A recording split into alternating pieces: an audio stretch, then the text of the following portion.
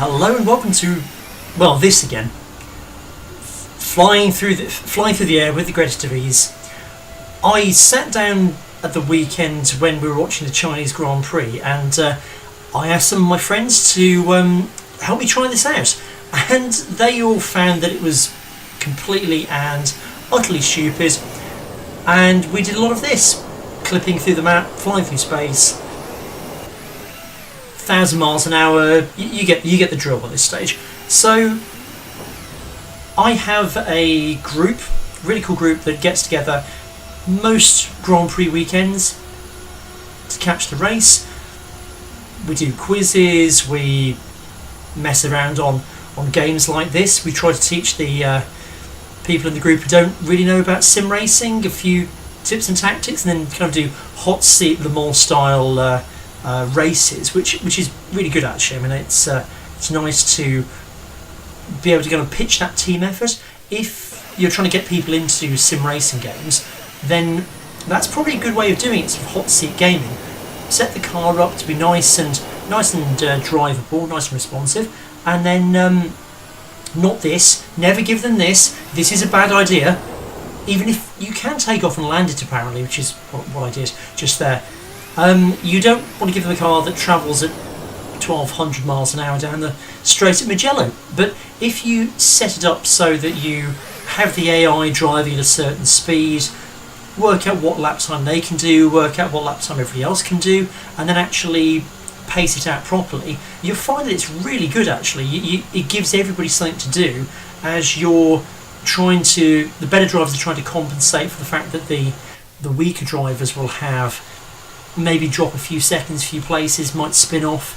So yeah, hardly recommend that as an approach. And also do Grand Prix quizzes, because they're great fun if you sit down with a bunch of friends and are just waiting to kill some time while you're waiting for the race to finish, or you can't be bothered to watch all the hundreds of hours of discussion afterwards about who did what and who was on what tyre strategy.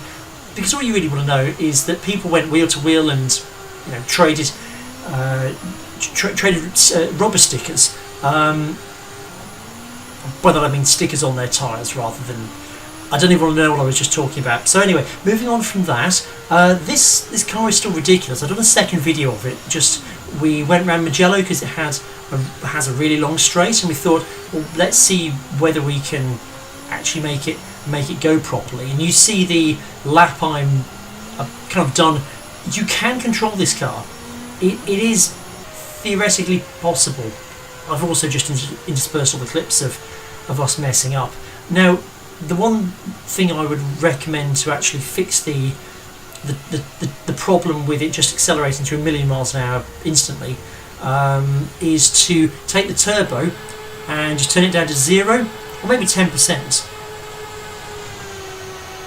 So you'll see when you do it right, it is a little bit like a Benny Hill chase scene. You just want to play yakety sax over the top of it and have done with it, but yeah, that's what we're kind of ending up with. So